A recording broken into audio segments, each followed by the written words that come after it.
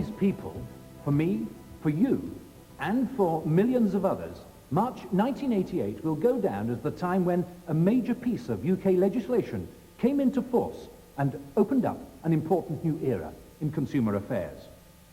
This programme is about that section of the 1987 Consumer Protection Act which deals with product liability, a subject important to you, both as customers yourselves and as people working in one of the most important sectors of the consumer market. So, what's new? Haven't we consumers always been protected by the law? Well, only to a degree.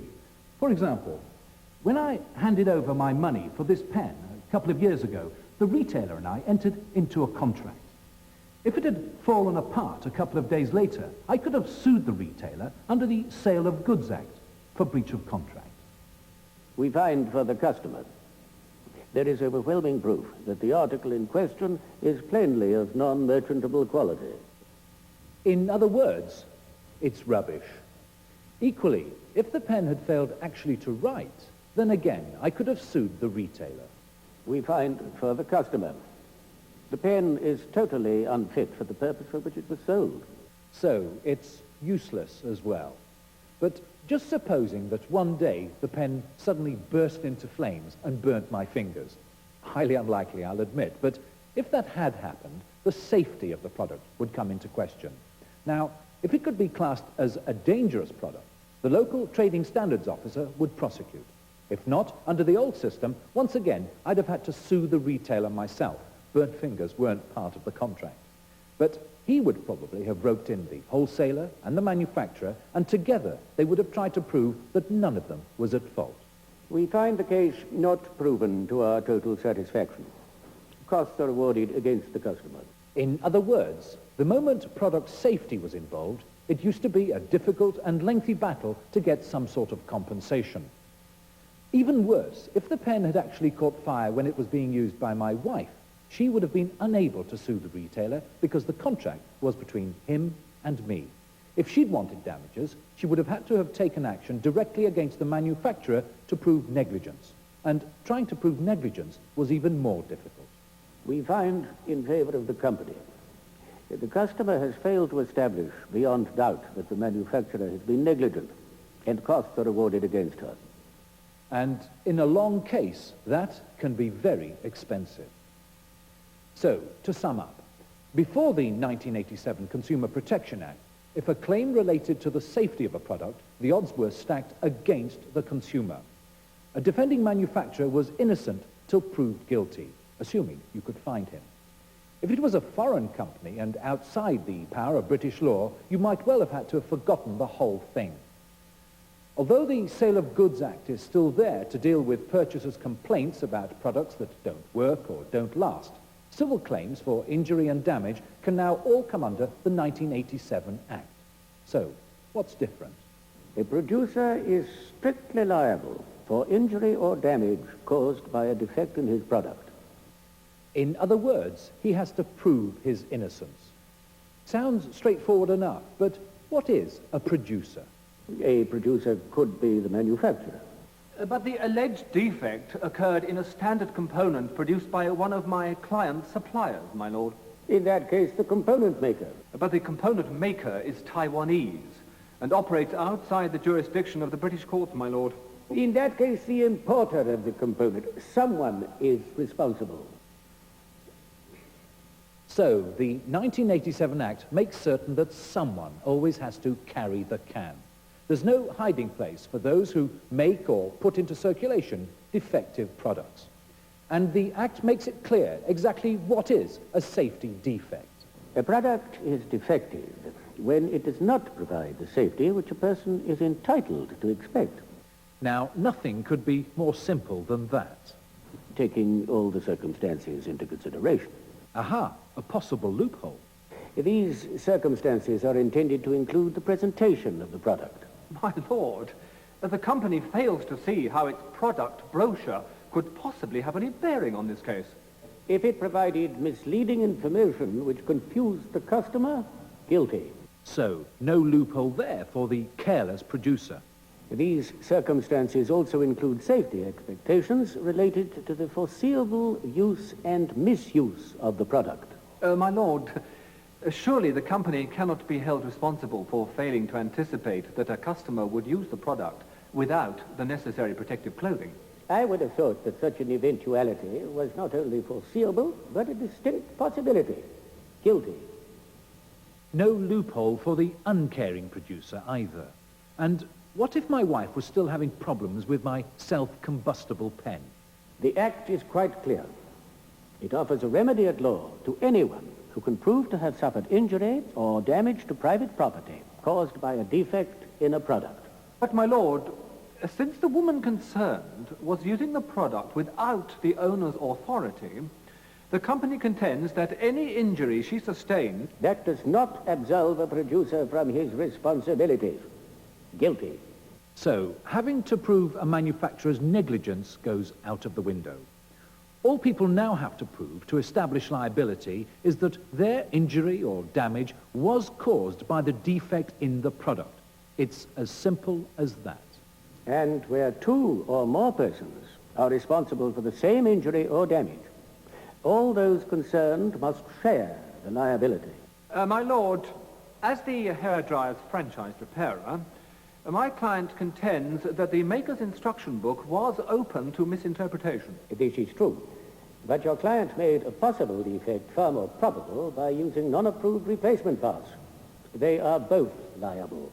And when it comes to liability, the 1987 Consumer Protection Act doesn't mess about.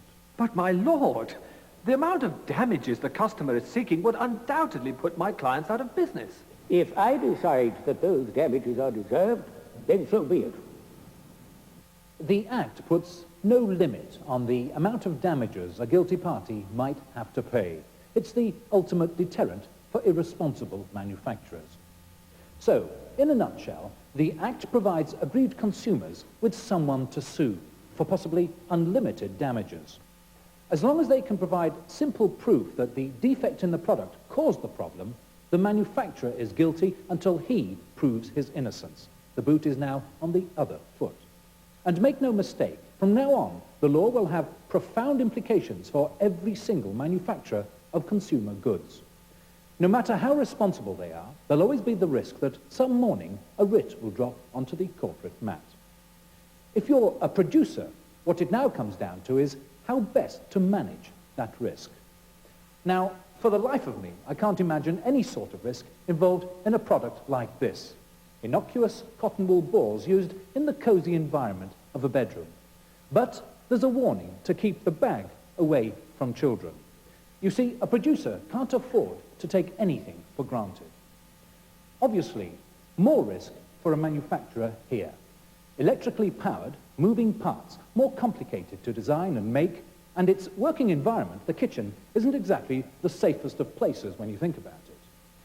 Toys are always a potential risk, if only because of the irrational behavior of the people who use them. This toy has got to be fun to play with and tough enough to put up with the kind of abuse it's going to get. A bit like the real thing, really.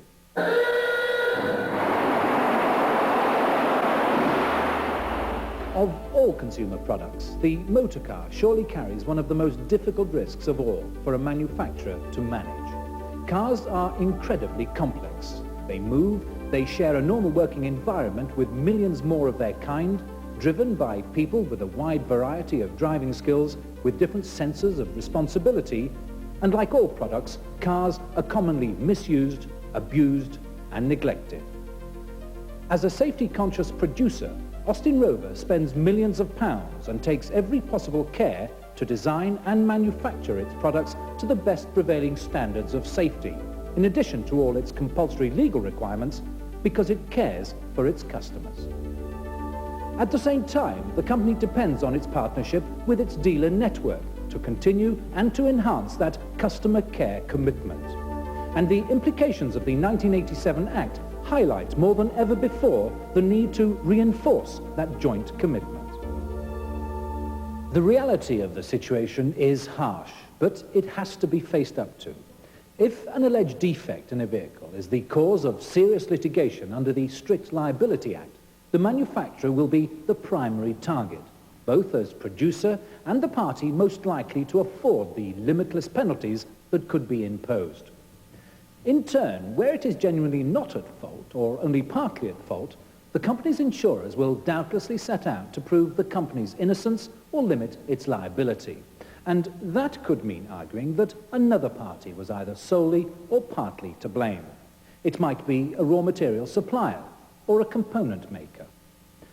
But it could be a dealer outlet or an individual member of the dealer's staff that created or helped to create a defect in a vehicle. And don't let's kid ourselves. The unlimited penalties under the Act could be so severe that they could ruin the company or the member of its staff found to be at fault. Because if you are guilty, then from now on, there really is no hiding place.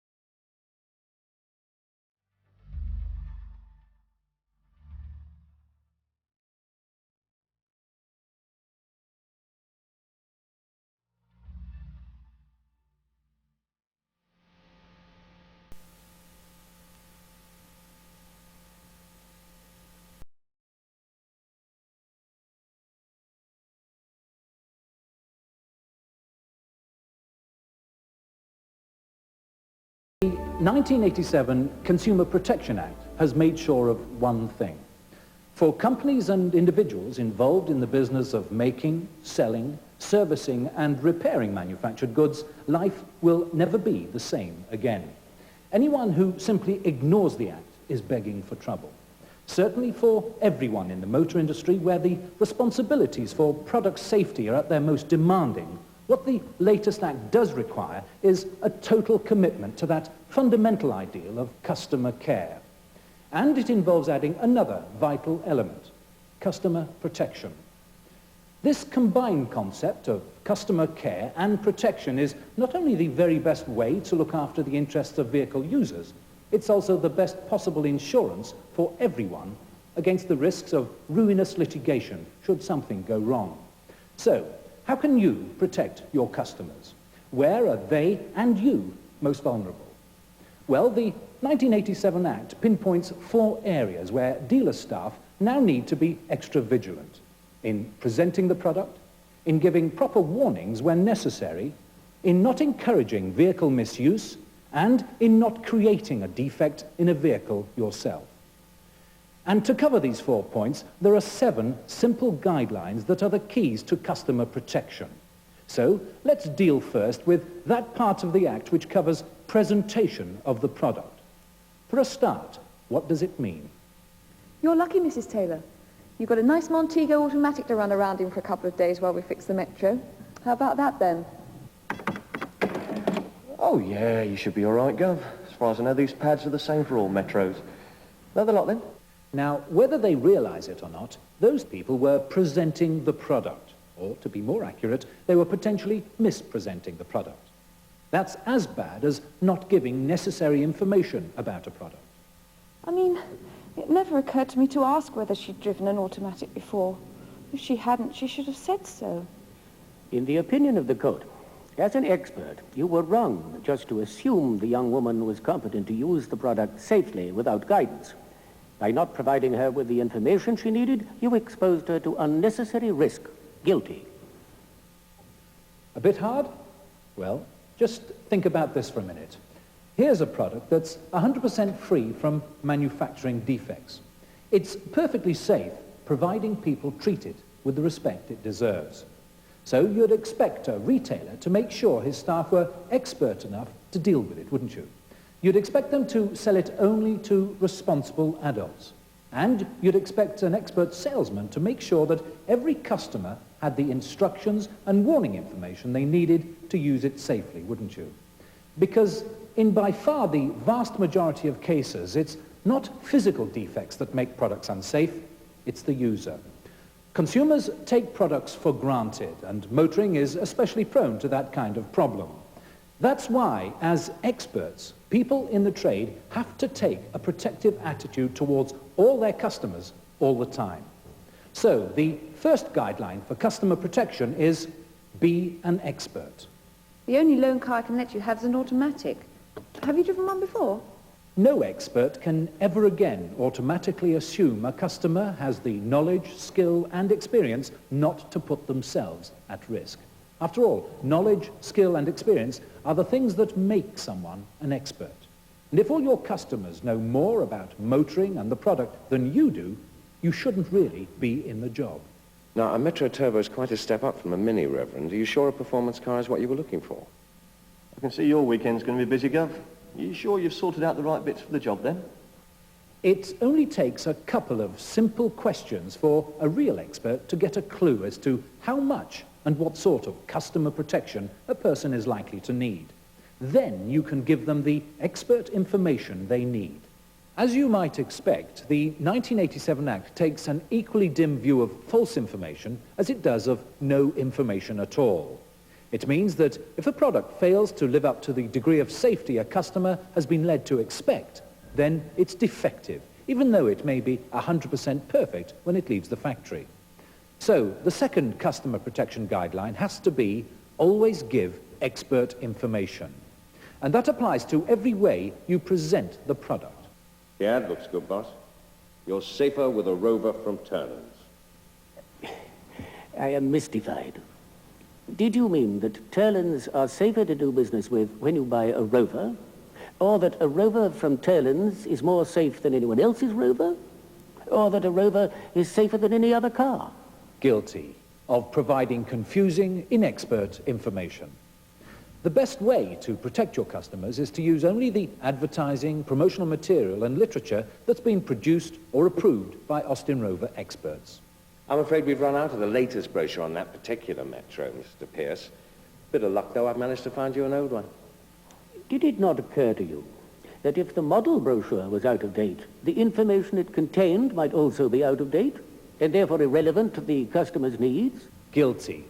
The best way to see that your customers are protected is to always make sure that a product has the correct written material to back it up. And to be on the safe side, throw out any official literature as soon as it becomes obsolete or is superseded. Mind you, giving false information by default is bad enough, but presenting wrong information as gospel is unforgivable.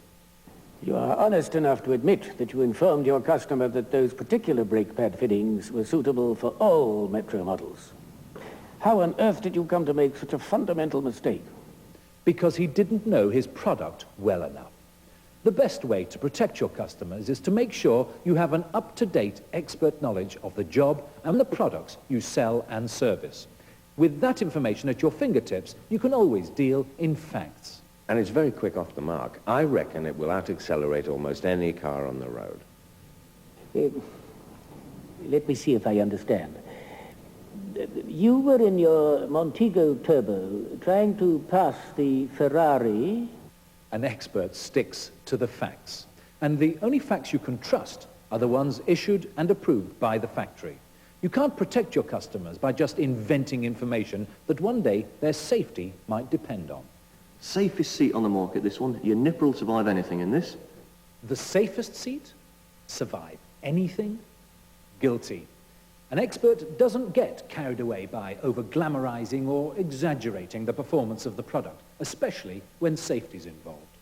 Again, the best way to protect your customers is to stick to the official facts and figures. If you always keep your information simple, clear, and accurate, then there's no chance of a customer getting it wrong. And that applies particularly to the information you put on paper. Right. So far, we've dealt with being expert and giving expert information. But there are times when the expert way to protect customers is to give them a positive warning. Right then, Mr. Stewart, before I take you through the basic controls of the car, here's your owner's pack and service book. Whatever you do, make sure you read it as soon as you can. It contains all the information and safety tips you'll need to get the best out of your car. A clear enough instruction without putting the wind up the customer. And that's the third customer protection guideline. Give expert warnings if you need to. And there's no better time than when you're handing over a new car to a customer and setting him up for 2 or 3 years motoring. What's more, the owner's handbook is full of sensible warnings and cautions that are there to protect him. Now, to be honest, Gov, if I were you, I'd make sure you got the right pads. Pre-84 Metros have got either an A or a B system. If you just let me look under your bonnet, I'll double-check. Can't afford to mess about when you're dealing with brakes, now can you? I cannot see how the customer can blame the assistant in the parts department. I am satisfied he gave a sensible warning and he offered to help, both of which the customer chose to ignore. All done, Mrs. Caldecott, and we've fitted the factory-approved roof rack as you wanted.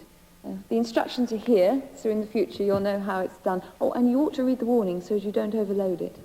In sales, in parts and in service, the handover of a product to the customer is the last chance to be sure that the obligation to protect the customer by presenting the product properly has been fulfilled. Because it really boils down to making sure you've got the right information and that you pass it on to your customers.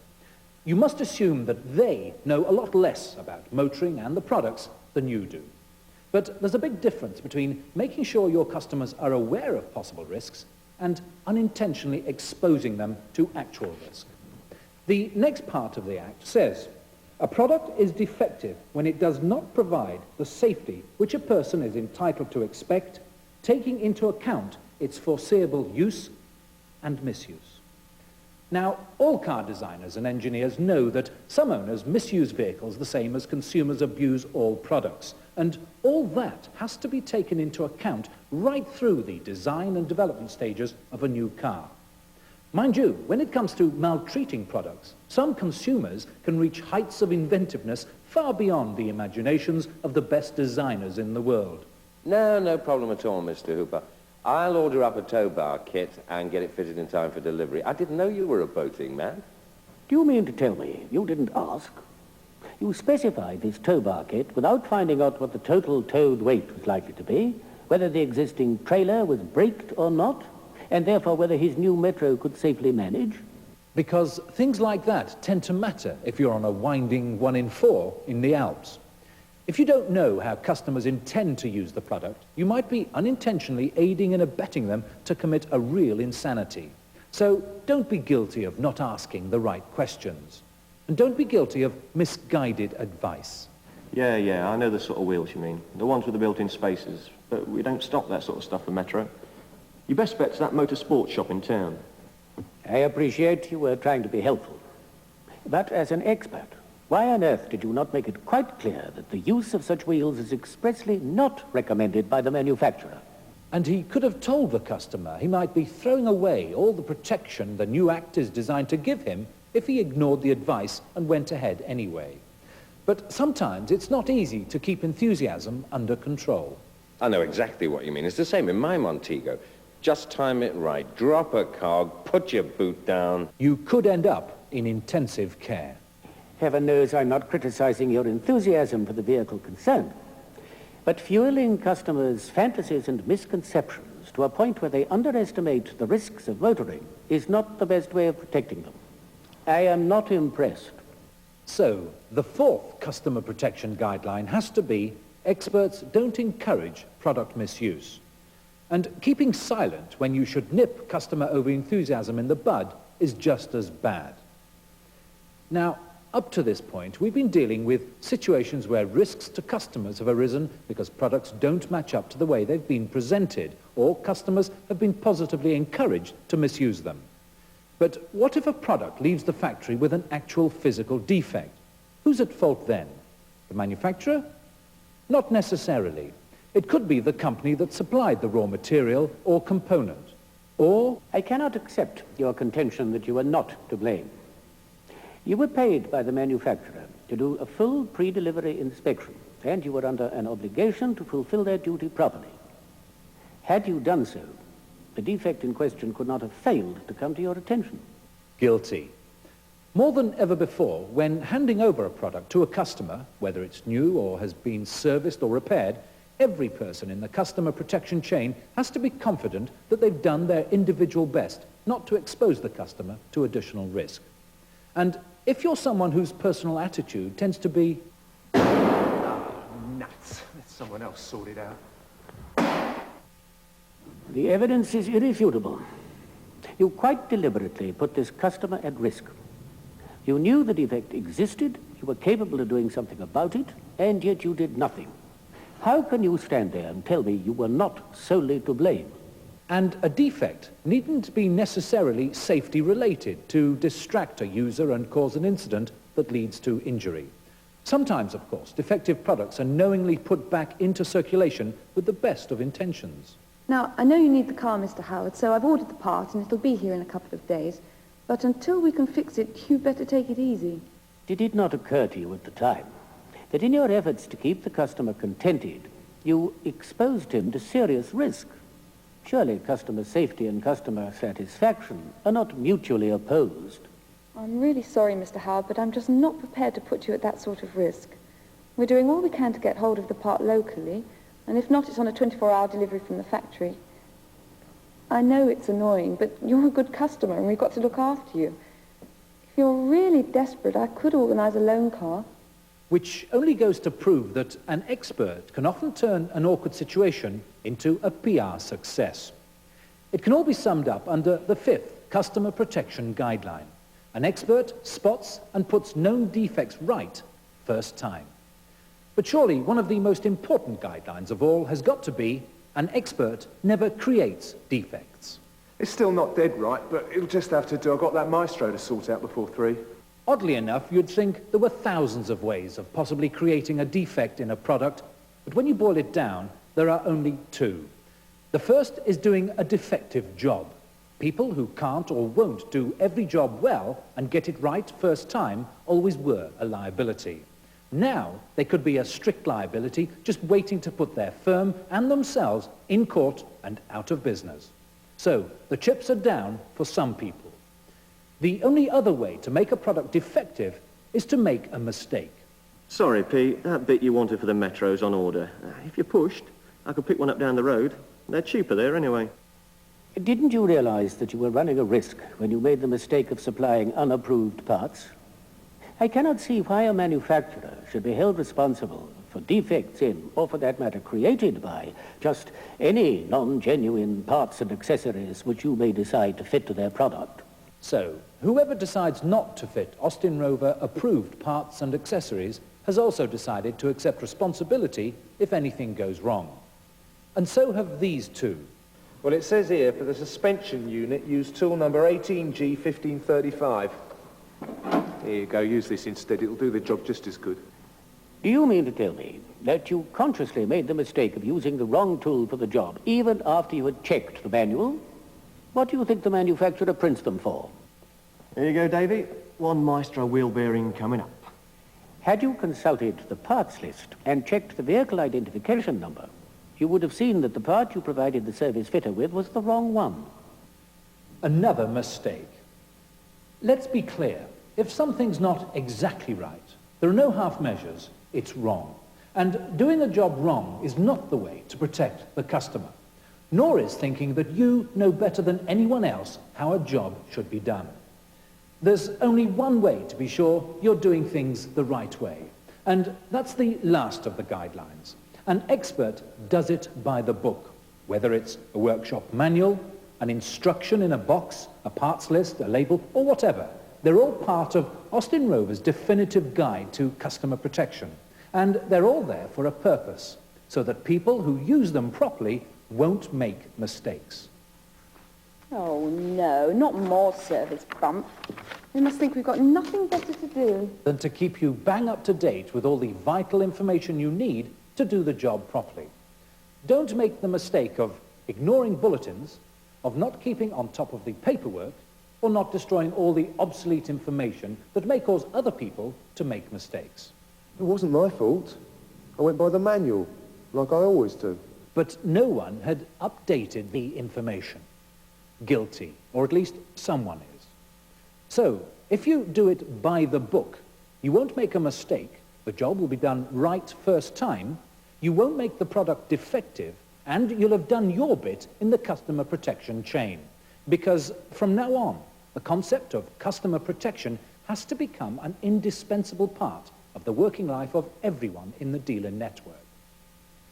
Now, although the Consumer Protection Act will impose new working disciplines on everyone, there could be considerable benefits as well. By your own admission, you were more than satisfied with the vehicle and with the dealership that supplied it.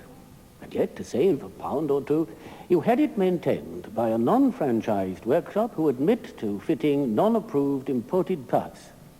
Surely it was in your own best interests to stay with the people who were looking after you properly. So, as customers get to know more about the benefits of the Act, they're more likely to stick with the experts, who are best able to provide the protection to which they're entitled. The key is the quality of customer care and protection that all of you must now give. So use the new guidelines that will make customer protection a reality. Always be an expert. Now, are you happy you're sure you know what you're doing, Gov? If you're worried, we'll see what we can do to help. Always give expert information. Oh, driving an automatic's pretty straightforward once you know how. Come on, I'll give you the handbook and show you the basics. Experts always give warnings when necessary. It's a great car, and you'll love it. Give the engine a chance to bed in for at least 500, and that'll give you a chance to get the feel of it as well. Experts don't encourage product misuse. Look, I know them sort of alloy wheels look dead flash and all that, but if we don't supply them, there's a reason. They're not recommended, and that's that. Experts spot defects and put them right first time. I know it's only the heater duct, but what if the screen keeps misting up on the motorway? Experts never create defects. Well, it says here use tool number 18G1535. And experts always do it by the book. It says here in the parts list that that part's been superseded. Now, if you can't give me the chassis number, I'm not going to guess. So, if you think about it, the idea of customer care and protection is surely the very best form of insurance policy. For the manufacturer, its dealer network and staff, but most of all, for the customer.